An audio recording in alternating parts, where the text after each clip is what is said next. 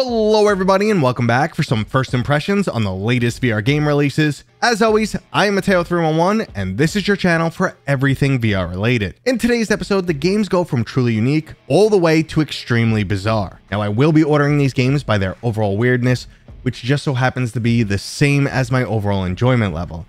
As the games got stranger, I got more and more into them. Now there are of course links and timestamps if you want to skip ahead, but let's start things off with the meme-inspired collection of minigames, Leeroy. Now I do need to start off by saying this game is currently on App Lab, meaning it's still in a beta state, but honestly, just skimming through it, it feels more like alpha.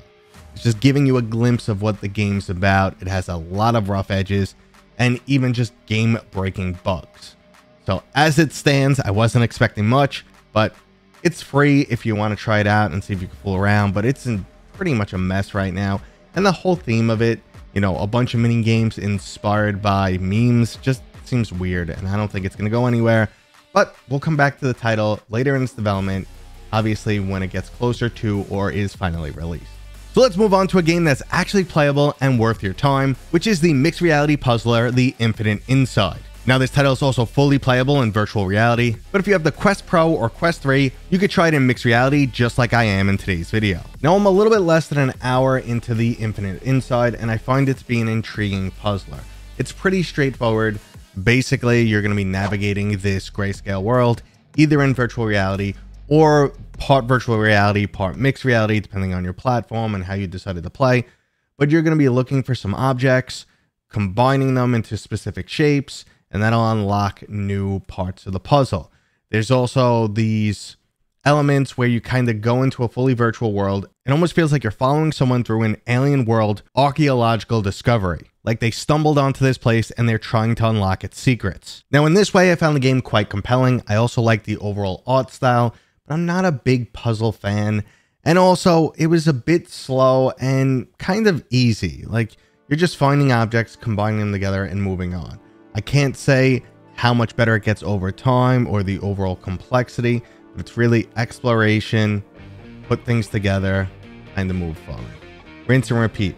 It was getting more complicated, they were introducing new elements, and like I said, it continues to be intriguing. You want to learn about this world, but I don't think I'm going to continue to play through it just because I'm not super excited about it. Well, let's move on to our next title, which definitely intrigued me a bit more.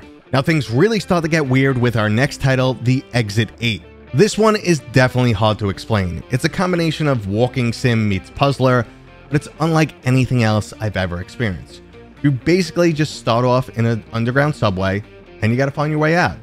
And the way to get out is to look for anomalies, any changes in your surrounding. If you see one, you turn around and you continue that process until you make your way out.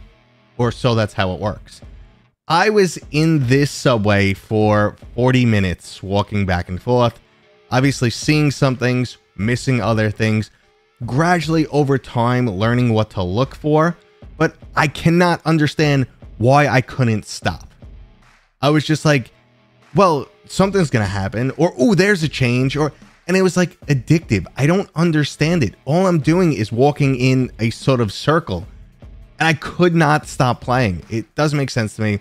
It's a really weird experience. The game is only $5 if you want to try it out. It did previously release for PCVR, and the overall response was very similar to my own. The game has nearly 7,000 reviews on Steam, and it's currently 93% positive. Now, if you're completely on top of your game and don't miss a single anomaly, you could probably finish this in like 15 to 20 minutes, but the average playtime is a little bit longer. It does change after you finish it, but not too much. It's a cool experience. It's definitely worth trying. The price is right. It's unique, but I understand if it's not for everybody or if you're not interested, but it surprised me and I was hooked. All right, let's move on to today's final title, which is definitely the weirdest thing I've played in years. Death Game Hotel takes you to a dystopian future where the poverty gap has become larger than ever, and the ultra-rich can now afford to make themselves immortal. This has led to extreme apathy in the younger generation, with the older generation desperately grasping to make a fortune in order to secure their own immortality. Now, during this time period, a mysterious game known as Death Game 2000 has popped up.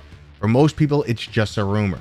However, if you make a post with a certain hashtag, 16 people in the world will be selected, and they compete by offering up body parts. Yup, it's that bizarre. Now, when you get into game, it's a tournament and you're going to meet a bunch of just really wacky characters. Like there's a YouTuber and he's going to be, snapping selfies throughout your tournament. And you're going to go through that. There's 5 different games to compete in. They are unique. And honestly, every aspect of this game, from the tournament itself to the cutscenes, is just absolutely bizarre. A perfect example is it's hosted by a creepy robotic baby. Now, the actual tournament itself, besides being, weird and creepy, just has a lot of cool aspects. You're going to be betting a body part when you go into it. There's different elements, like you can cheat. You have a little cheat menu that you can try and do things like make a move without getting in trouble, like sleight of hand, stuff like that. Or you can accuse the other guy of cheating, which prevents him from using cheats in the next turn. So overall, that's really cool. It's a nice little type of gambling, unique style. I can't say I've played any type of gambling games quite like it. They're all risk versus reward. You got to kind of think about your next move, but it's also a bit random. And after you make it through that single player campaign, you could jump online and compete against real people. Now, I definitely don't think this game is for everyone. It's really bizarre.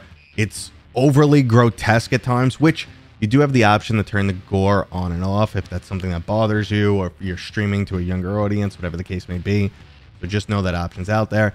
But yeah, this is cool. If you like this type of game where it's unexpected, you're not sure what's going to happen, you're gambling, and you want a quirky storyline, go check it out. I recommend it.